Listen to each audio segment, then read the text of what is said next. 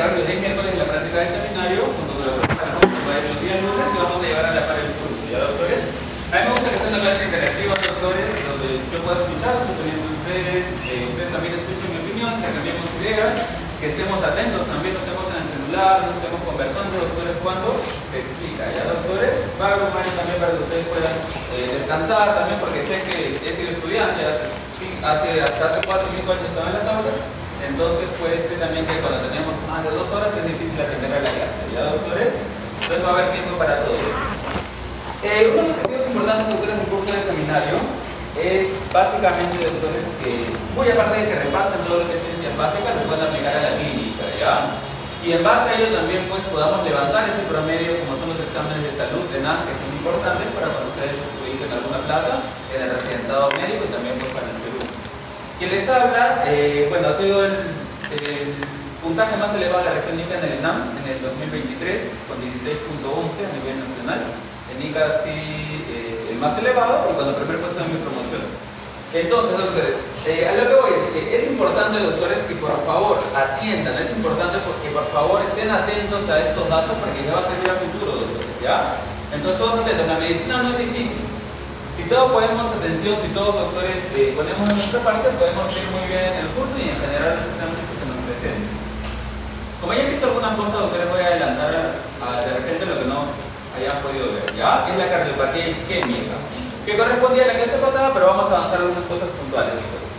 La cardiopatía isquémica, básicamente cuando mi corazón no va a tener suficiente irrigación sanguínea, las células del corazón pueden sufrir una necrosis, pueden morir, ¿verdad? Lo que se conoce como infarto. Entonces, doctores, no es que cualquier paciente tenga el mismo riesgo de desarrollar infarto, sino que va a depender mucho de algunos factores que puedan tener los pacientes. Hay factores que son mayores, factores que sí o sí conllevan un gran riesgo, y son 4. ¿Alguien sabe cuáles son los 4 grandes factores de riesgo para sufrir infarto? Uno es una enfermedad muy conocida, la diabetes, y otro es la hipertensión, ¿verdad? Hay otro que es un mal hábito que muchos en algún momento quizás lo han podido hacer, el fumar, el tabaquismo. Y hay un cuarto gran factor de riesgo para sufrir infartos. ¿Cuál es? Dislipidemia. Son los 4 grandes factores. Ahora, no son modificables como tal, el tabaquismo sí, pero los demás son controlables, ¿ya? Son controlables. Dislipidemia. Son controlables. Estos grandes 4 factores de riesgo son aquellos que me van a predecir que puedo tener gran riesgo de tener infarto. Tenemos no modificables que yo no puedo controlar. Por ejemplo, doctores, ¿cuál será no modificable? La edad, ¿verdad? Yo no puedo ir en contra de la edad. ¿Qué más? El sexo. La edad, ¿mayor de cuántos años es factor de riesgo para sufrir infarto? Mayor de 50. Doctores, ¿quién sufre más del corazón? ¿Los hombres o las mujeres? Porque tenemos más corazón, ¿cierto? No, mentira, doctores. No, somos los hombres, ¿ya? Los hombres. Entonces, hombres mayores de 50, gran factor de riesgo. Otro que sea no modificable, los antecedentes familiares. Listo, doctor.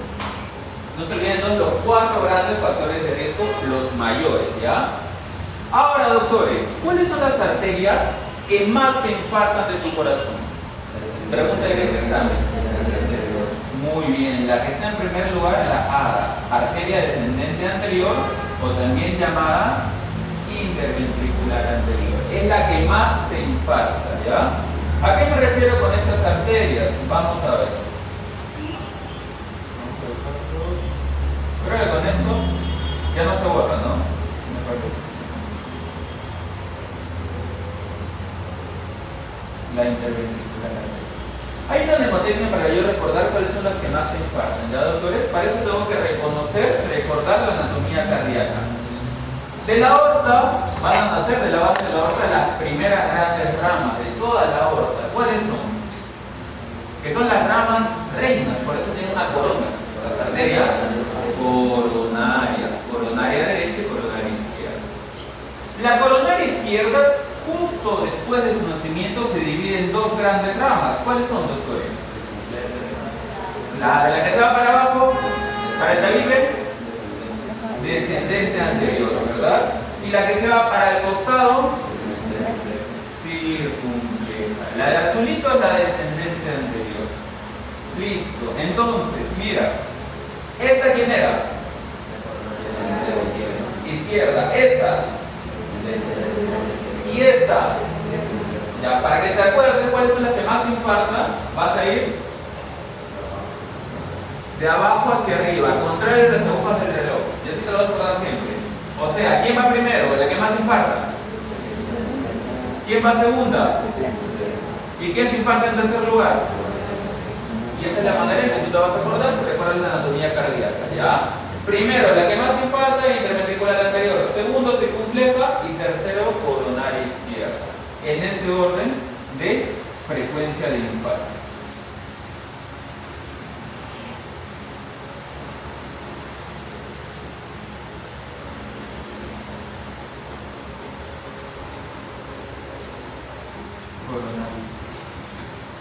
Listo. Pero nunca te olvides siempre de la primera, ya que siempre, si es que te preguntan una, generalmente vienen a preguntar a la más frecuente.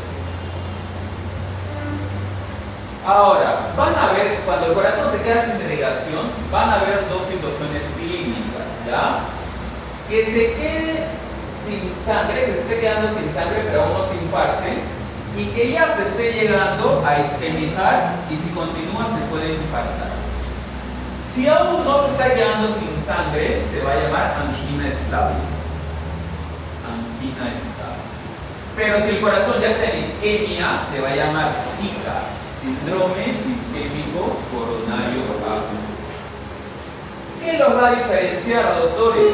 Básicamente, la característica de la obstrucción.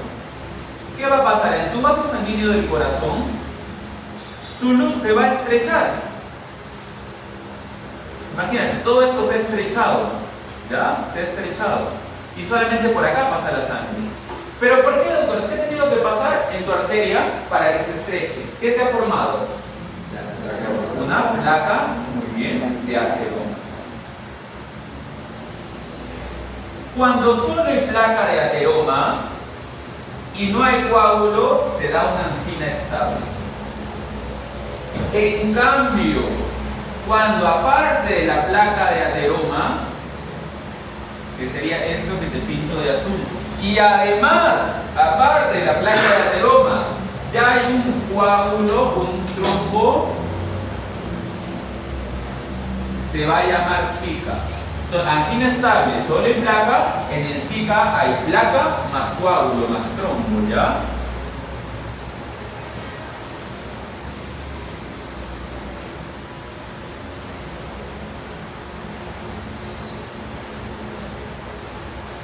Ahora, yo quiero que me digan la diferencia, mira, en ambos hay placa y en ambos hay trombo. El de azul es placa y el de rojo es trombo.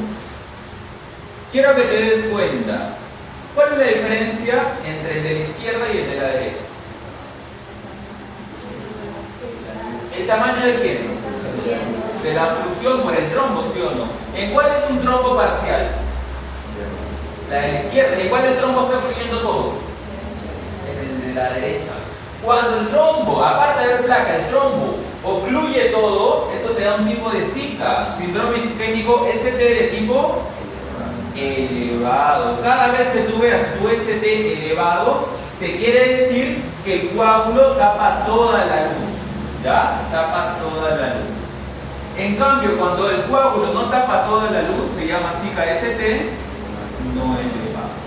¿Cuál será más grave? ¿El ST elevado o el ST no elevado? El elevado, porque ha tapado todo y obviamente hay mayor riesgo de necrosis cardíaca, que te dé un infarto como tal. Entonces no te olvides, en el ST no elevado es una obstrucción parcial por el trombo. En cambio, el ST elevado, la obstrucción es total. Por ende, acá este es el peor. De los tres que te he presentado, este es el peor, así que tiene mayor riesgo de muerte. Muy bien. Doctores, de los tres, de esos tres izquierda, medio, derecha, ¿cuál creen que es la mayor emergencia médica? ¿Cuál es más devastador? El ST elevado. Por eso, pregunta clásica de examen. ¿En cuál yo tengo que hacer fibrinolisis, romper el trombo lo antes posible?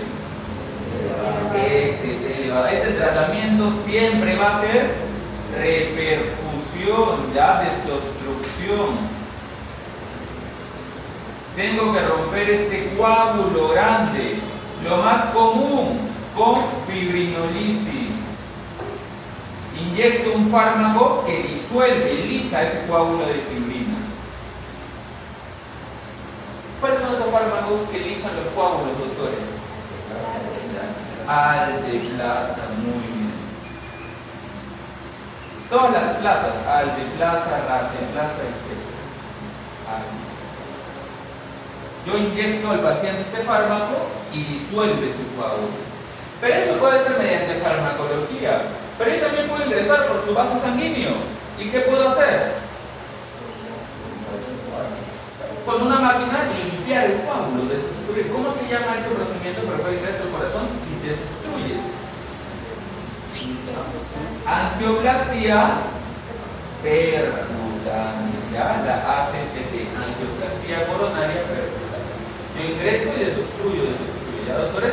No se olviden, doctores, que hemos dicho que tienen que estar atentos, que están prohibidos los celulares, doctores, por favor, que van a estar en la clase, tienen que estar atentos. ¿Ya, doctores? Angioplastía percutánea. De los dos, doctores, ¿cuál prefiero? ¿La fibrinolisis con fármacos o la angioplastía percutánea? Si te ponen los dos en el examen. La angioplastía percutánea es la de elección, ¿ya, doctores? Es la de elección.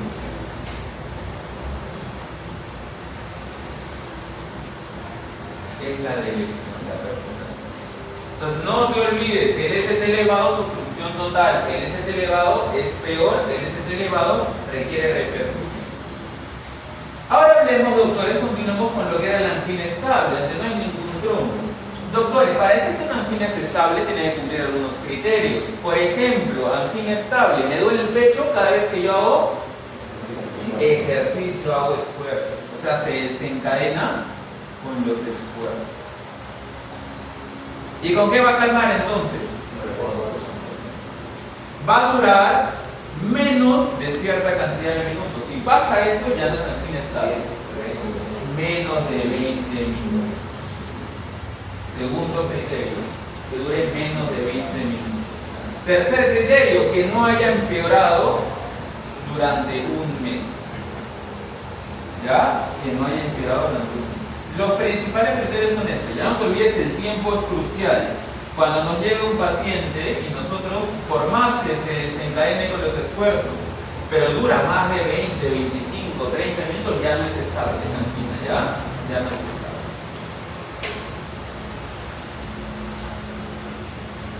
Doctores, preguntas.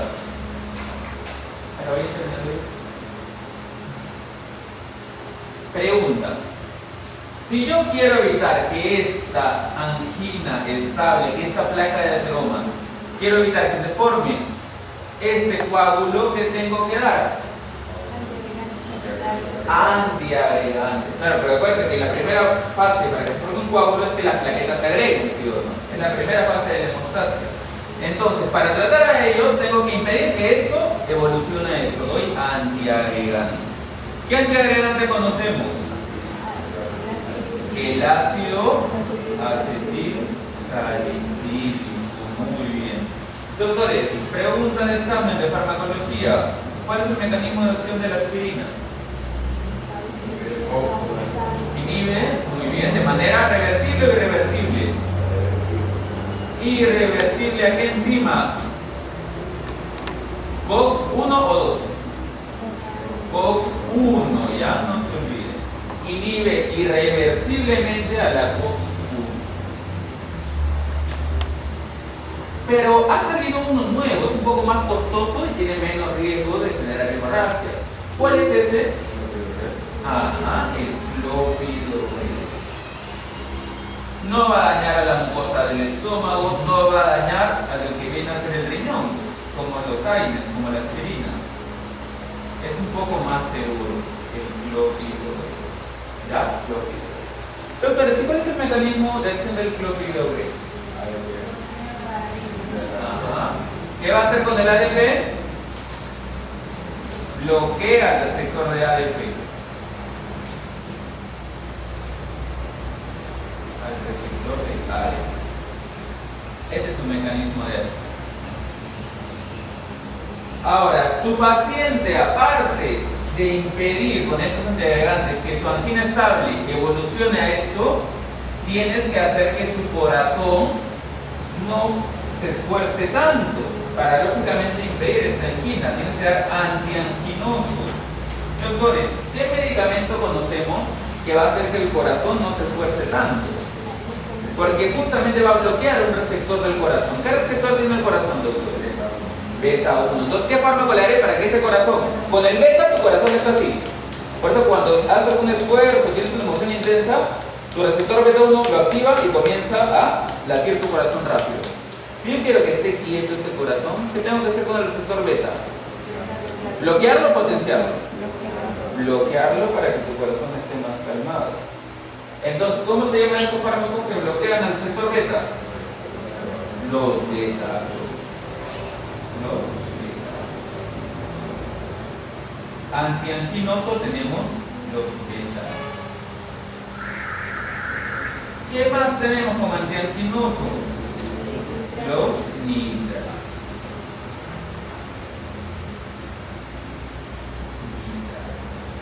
Ya el óxido nítrico dilata el vaso sanguíneo, abre tu arteria coronaria y por ende acá ya no va a estar tan obstruido porque va a estar más abierta, ¿ya?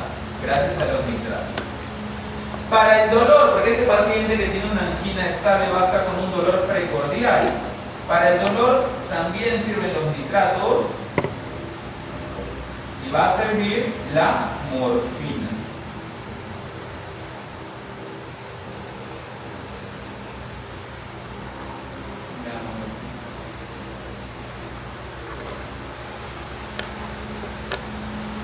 Por último, doctores, si esto hemos dicho que se forma por una placa de ateroma, porque hay mucho colesterol, ¿qué tendré que dar para que esa placa ya no crezca más?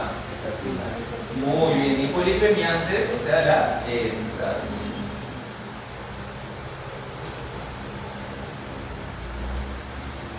Doctores, díganme una estatina que conozcan. Otra más. Son, muy bien, son las más potentes esas dos, ¿ya? No te olvides, las estatinas más potentes, cuando llega un paciente con colesterol en 400, en 500, si yo quiero bajarle rápidamente su colesterol, porque esta placa se va a salir de control, tengo que usar las más potentes. Y las más potentes son dos. En primer lugar de potencia, la rosuvastatina.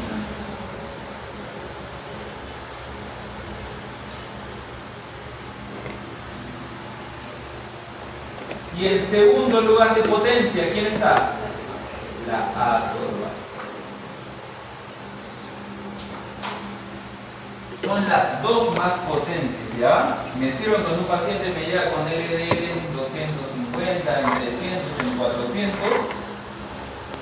Cuando un paciente es una bomba de tiempo y tengo que bajarlo rápidamente, uso estas.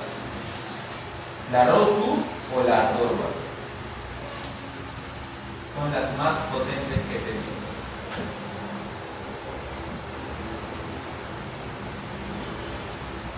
Entonces, teníamos los dos extremos. Cuando la placa está estable, que me da todo esto, tengo que controlarlo.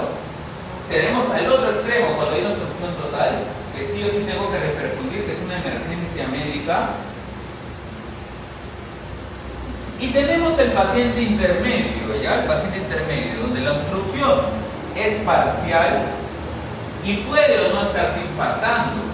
Doctores, ¿cómo diagnostico un infarto? ¿Cómo hago para diagnosticar un infarto? Tengo que buscar enzimas cardíacas. ¿Qué enzimas cardíacas me diagnostican infarto, doctores? Las troponinas.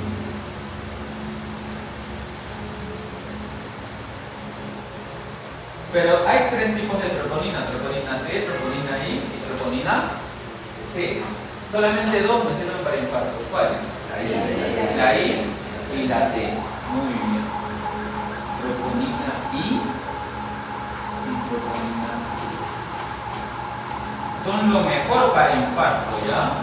Y si te preguntan entre las dos, ¿cuál es mejor? ¿Más sensible y más específica? La I de importante, de más importante, acuérdate, ya con I de importante. La I es más sensible, más importante. ¿Son las enzimas entonces las troponinas? Las enzimas del infarto. Listo. Pero hay algunas enzimas que me sirven para detectar reinfarto. Me explico. Yo soy un paciente que ahorita ingresa en emergencia, ¿ya? Tú me diagnosticaste infarto porque tengo mi EKG de alteraciones y tengo troponinas elevadas. Me hospitalizaste. De acá yo estoy evolucionando bien y le digo a ustedes son mis doctores, le digo, doctor, de acá 5 o 6 días más adelanta, pero les digo, me ha vuelto el dolor de pecho, me siento mal, ves, mi presión arterial está elevada, frecuencia cardíaca elevada, sospechas, no, se ha vuelto a infartar. ¿Qué me pides? No van a pedir troponinas, ya son para diagnosticar el primer infarto. Pero si me he reinfartado, ¿qué me pides? CPKM. ¿Por qué? Porque si tú me pidieras en 4 o 5 días, esté reinfartado o no me haya reinfartado, las troponinas siguen elevadas. Por eso, si no me haya infartado, va a seguir elevada la troponina. En cambio, si tú quieres diagnosticar un reinfarto, para reinfarto ya no sirven las troponinas. Ahí usas ¿qué enzima? CPKM. Entonces no te olvides, ¿ya? Las troponinas pueden estar elevadas hasta 10 días. O sea, si yo no me haya infartado, yo me infarté hoy día y hasta fin de mes 30 o primero ya de febrero van a seguir elevadas mis troponinas. Así no me haya reinfartado. Entonces, para reinfartar, tú pides, para diagnosticar reinfarto, pides CPKM.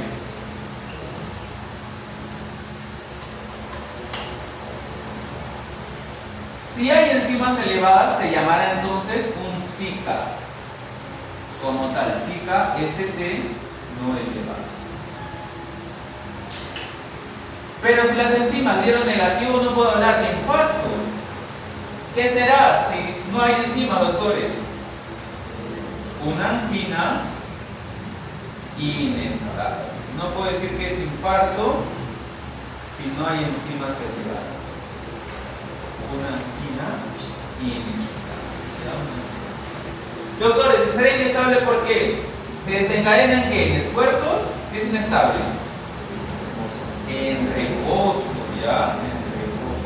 El paciente está sentado y le comienza a doler el pecho, a diferencia del estable. ¿Durará más de cuánto tiempo para que sea inestable? Más de 20. ¿Ya? Listo, más de 20.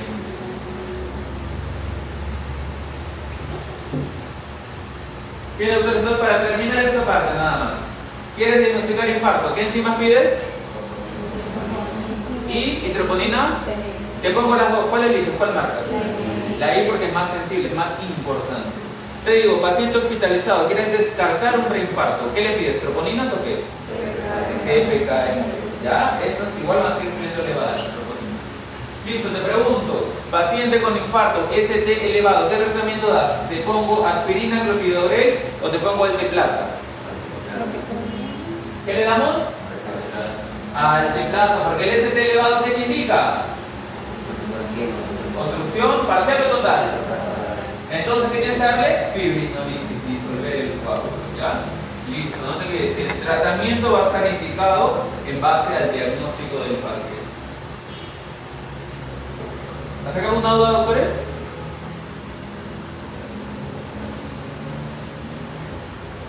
Ahora, ¿cómo saber qué arteria del corazón está afectada? En primer lugar, tenemos que recordar lo que viene a ser la irrigación del corazón. Bien.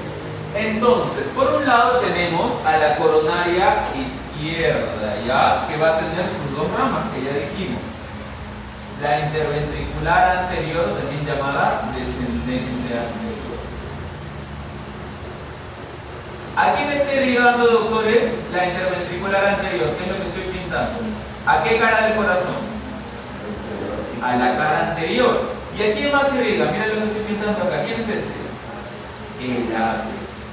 Entonces la interventricular anterior, rama de la coronaria izquierda, que va a irrigar a toda la cara anterior y al ápex o punta del corazón. Al ápex o punta del corazón. Luego tenemos a la circunfleja, que va a irrigar esta zona de acá, a lo de verde. ¿Qué cara del corazón es esa que es irrigada por la circunfleja? Cara lateral. No te olvides, la circunfleja irriga la cara lateral. ¿Qué es lo que está pintado de verde? La circunfleja irriga la cara lateral.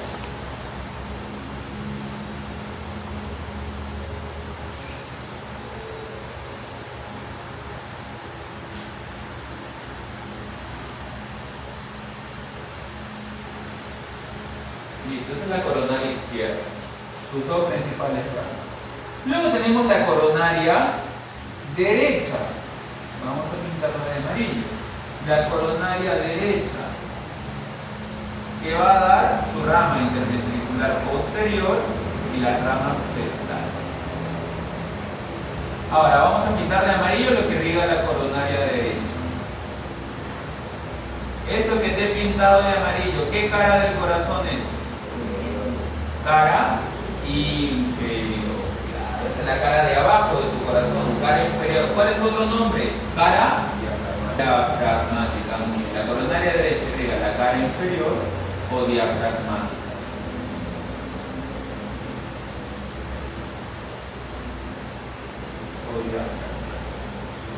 No solo eso, también la coronaria derecha va a irrigar a una estructura importante. Justo donde desemboca la vena cava superior, ¿qué nodo encontramos, doctores? El nodo sinusal. Y abajo el nodo auriculoventricular. La coronaria derecha irriga a los dos nodos, ¿ya? Al nodo sinusal y al nodo auriculoventricular.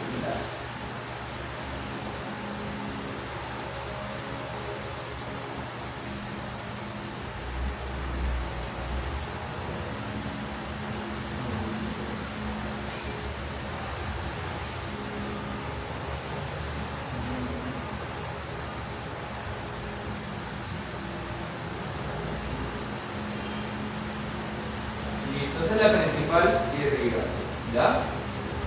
Ahora, la coronaria derecha va a dar una rama, que es la interventricular posterior, que irriga al tabique. El tercio posterior del tabique del corazón. El tercio posterior del tabique cardíaco.